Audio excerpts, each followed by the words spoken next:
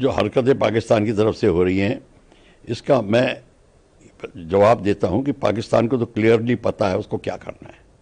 उसकी doctrine clear है, उसके ऑब्जेक्टिव क्लियर है।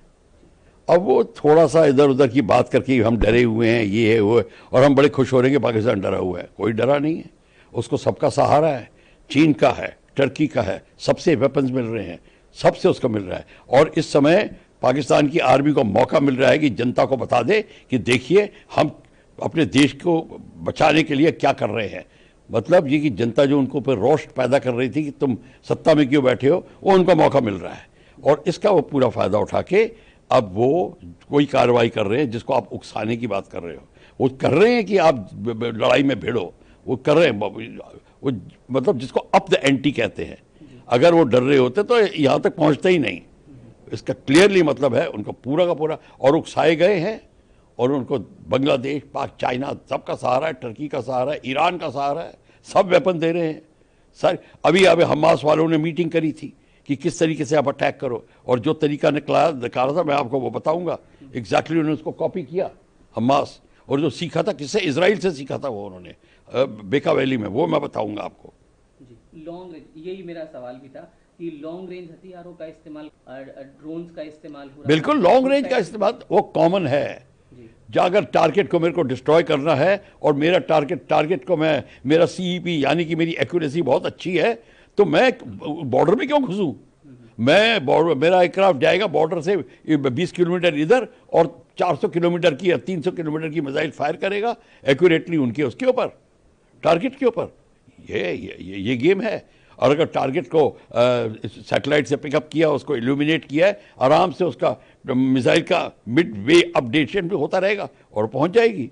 आपको बताइए क्यों जाए मैं, जब मैं ब्रह्मोस ले जा रहा हूं जो अब 800 किलोमीटर वाली ब्रह्मोस भी आ रही है, मेरा 400-500 किलोमीटर दूर टारगेट है, मैं क्यों घुसूं पाकिस्तान बॉर्डर में। मैं या जैसलमेर की तरफ से सिंध क्या कहते हैं अक्रॉस अफगानिस्तान के बॉर्डर तक मार सकता हूँ, इतनी डिस्टेंस है। पाकिस्तान चौड़ा थोड़ी है इतना।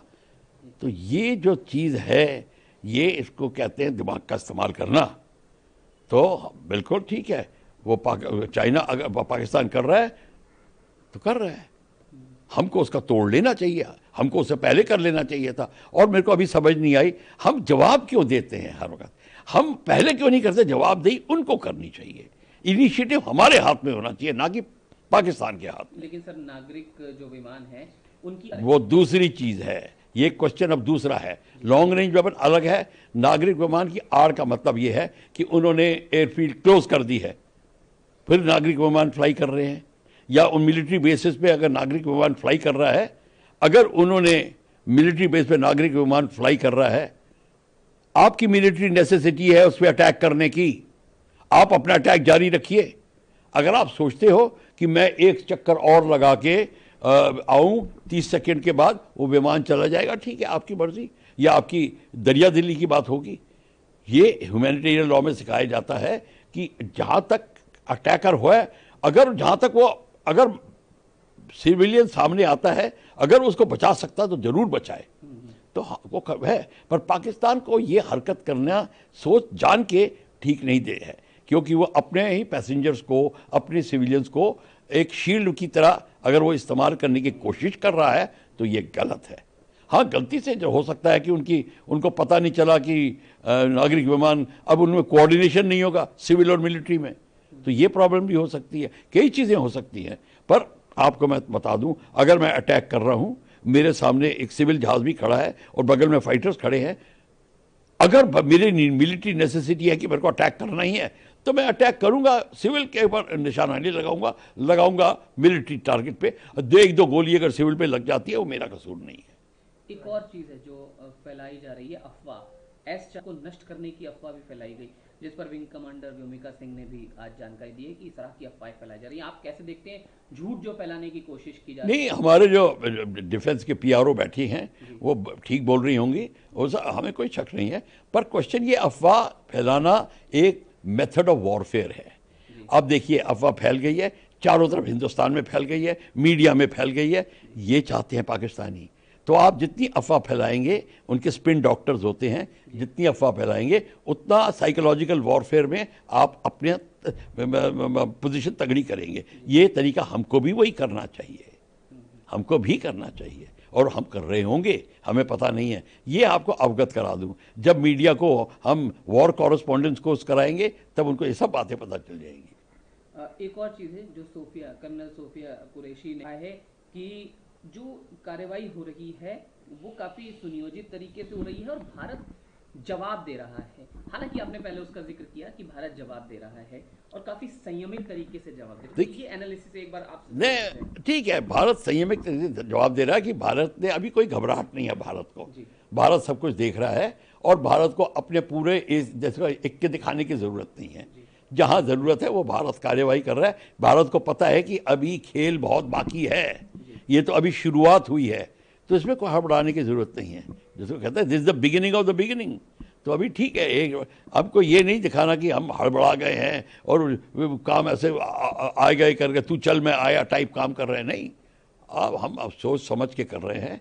और कई बार ऐसा लगता होगा कि हम जल्दी नहीं कर रहे, हमें जल्दी कोई नहीं है। जहाँ जल्दी होगी वहाँ फौज जल्दी दिखाएगी। ये कई जगह ऐसी होती हैं जहाँ आप आराम से काम करें, और ये जो उदाहरण है जहाँ सिविल एयरक्राफ्ट टेक ऑफ कर रहे हैं वगैरह, उसमें हमको कोई नहीं, अगर उन्होंने करा हम उनको सिविल को नहीं अटैक करेंगे। अटैक का टाइम अगर हम चेंज कर सकते तो कर देंगे, हैं, अटैक की डायरेक्शन चेंज कर सकते तो कर देंगे। ये ह्यूमैनिटेरियन लॉ में हम पढ़ाते हैं, मैं पढ़ाता हूँ, ये subject to arm forces commander, चाहे आर्टिलरी का कमांडर हो चाहे फाइटर लीडर हो, वो सबको यही आदेश दिया जाता है। और वो अपने देश में एक और चीज़ कर रहे हैं, कुछ वीडियोस जो नेताओं के जिसमें सरकार की आलोचना की गई होगी किसी भी मुद्दे पर, वो वहाँ पर उसको सर्कुलेट कर रहे हैं अपने किसी माध्यम से, वो लोगों तक उसको दिखा रहे हैं। हालांकि भारत ने कहा है इस बार कि हमारे यहाँ तो देश में आलोचना भी सरकार की, देखिए वो तो ठीक है, ये कहने की बात है, पर मिलिट्री जब रिक्वायरमेंट होती है, जब भारत में थोड़ी संकट आता है, तो फिर उसमें आप अपनी डेमोक्रेटिक वैल्यूज़ को प्रैक्टिस करेंगे तो काम नहीं चलेगा। हमारे लोगों को थोड़ी सी समझ होनी चाहिए कि इस समय आप ऐसी हरकत ना कहें, ऐसी चीज़ ना कहें जिससे देश की बात हो। देश इन सब पॉलिटिकल पार्टी से ऊपर है। पॉलिटिकल पार्टी आज गई और आज आई और कल गई, और बंदे पॉलिटिकल पार्टी में एक से दूसरे से एक में जाते हैं। तो ये पॉलिटिकल पार्टी की कोई स्टेटस नहीं है, स्टेटस है सिर्फ देश का। सब पॉलिटिकल पार्टीज को और उनके मेंबर्स को पता होना चाहिए देश कहाँ है, भारत माता कहाँ है। कोई पॉलिटिकल पार्टी या किसी धर्म की पार्टी या कोई भी हो, देश सबसे ऊपर है, उसका सबको पता होना चाहिए। अगर ये नहीं पता तो हमारी सिस्टम में कहीं कमी है, डेमोक्रेसी या गलत इस्तेमाल हो रही है या डेमोक्रेसी का फ़ायदा उठाया जा रहा है। और सर अंत में मैं आपसे इस पूरे मसले पर आपकी एनालिसिस के तौर पर, जिस तरह से जो अगर हवा में जिस तरह की हरकतें जो पाकिस्तान की तरफ से की जा रही हैं, आप इसे किस तरह से जैसे उदाहरण तौर पे क्या फ्यूचर के सॉल्यूशन नहीं, उदाहरण तौर पे कौन सी हवा की हरकत की बात कर रहे हैं? एयर स्ट्राइक करने की कोशिश की जा रही है, कुछ स्कूलों को निशाना बनाने की। देखिए अब देखिए, क्वेश्चन क्लियर होना चाहिए। जो स्कूलों के और सिविलियंस को अटैक कर रहे हैं वो जिनीवा कन्वेंशन के तहत गलत है। उनको इंटरनेशनल क्रिमिनल कोर्ट में भारत ले जा सकता है अगर आपके पास प्रूफ है कि फलाने कर्नल साहब या ब्रिगेडियर साहब या फलाने फाइटर एयरक्राफ्ट ने स्कूल पे जान के हमला किया है। उनका बहाना ये होगा, बता रहा हूँ, कि स्कूल के अंदर इन्होंने गन्स छुपाई हुई थी, एंटी एयरक्राफ्ट गन छुपाई, वो बहाना लगाएंगे। इसके बाद में कोर्ट में केस जाता है, वो उनकी पेशी होती है। आईसीसी कंट्री को पूछता है कि तुम्हारे कर्नल जतिन ने ये किया है, आप क्या जवाब देते हैं। हमारी कंट्री जवाब देगी कि ठीक है हम इंक्वायरी करेंगे। इंक्वायरी करके या तो कहें कि हाँ हमने कर्नल को सज़ा दे दी है, वो किया, क्या सज़ा दी है बता दो, या अगर आप कहेंगे कि हम परवाह नहीं करते आप कौन हो, तो फिर दुनिया की बाकी कंट्रीज, सिक्योरिटी काउंसिल, ये वो मिल के आपके खिलाफ कार्रवाई करेंगे, चाहे आपका फंडिंग रोक दें, चाहे कुछ करें। मतलब ये यूनाइटेड नेशंस सिक्योरिटी काउंसिल में, और आपको गलत ठहराया जाएगा। ये भी देश के लिए बहुत बुरी बात है। तो मैं ये बता रहा हूँ कि गलत काम वो करना ह्यूमैनिटेरियन लॉ के तहत ये गलत है, सिविल पे अटैक करना। हाँ, अगर सिविल देखने में सिविल है और अंदर से बंदूक छुपा के आपको फायर कर रहा है, तब आप उसको, उसका मतलब है he does not now meet the definition of civil, he is no more protected. ये भी होता है, इसको समझने की बात है। कोई मैं नहीं कि मैं सिविल कपड़े पहन के तो मैं सिविल हो जाऊंगा, नहीं। अगर मैं लड़ाई कर रहा हूं, और बाय द वे अगर एक बंदा सिविल कपड़े पहन के सिपाही फौजी लड़ाई कर रहा है और पकड़ा गया तो उसको पीओडब्ल्यू स्टेटस भी नहीं मिलेगा। उसके बाद सिविल कोर्ट, देश के कोर्ट से कार्रवाई होगी कि भैया तो हमारे जिनेवा कन्वेंशन का हवाला कर रहे थे, हम तुम्हें ट्राई करेंगे। तो ये भी डर है। तो मैंने आपको ये बात इसलिए बता दी कि ये पता होनी चाहिए, और वो सिविल का फ़ायदा अगर उठा रहे हैं। हाँ, मंदिरों के और मस्जिद, म्यूजियम्स, ये प्रोटेक्टेड प्लेस है, Geneva convention protected and specially protected place है। इनके ऊपर चिन्ह लगा होता है और इनकी लिस्ट बनी होती है, सारी कंट्रीज़ को मिली हुई हैं। तो अगर जैसे मैं अटैक कर रहा हूँ, जामा मस्जिद पे अटैक कर दूँ या बिरला मंदिर पे अटैक करूँ, तो मेरे को बात पूछा जाएगा आपने बिरला मंदिर पे अटैक क्यों किया। तो मैं कुछ कहना पड़ेगा कि देखिए वहाँ पे सिविलियंस, वहाँ पे रॉकेट लॉन्चर्स थे, वहाँ पे मिसाइल दागी जा रही थी, मेरे पास फोटो है जब मैं अटैक कर रहा था, देखिए मिसाइल मेरे को फायर कर रही है वहाँ से। तो ये लॉयर्स फिर सालों केस चलते हैं, ये गल्फ वॉर के केसेस अभी तक चल रहे हैं।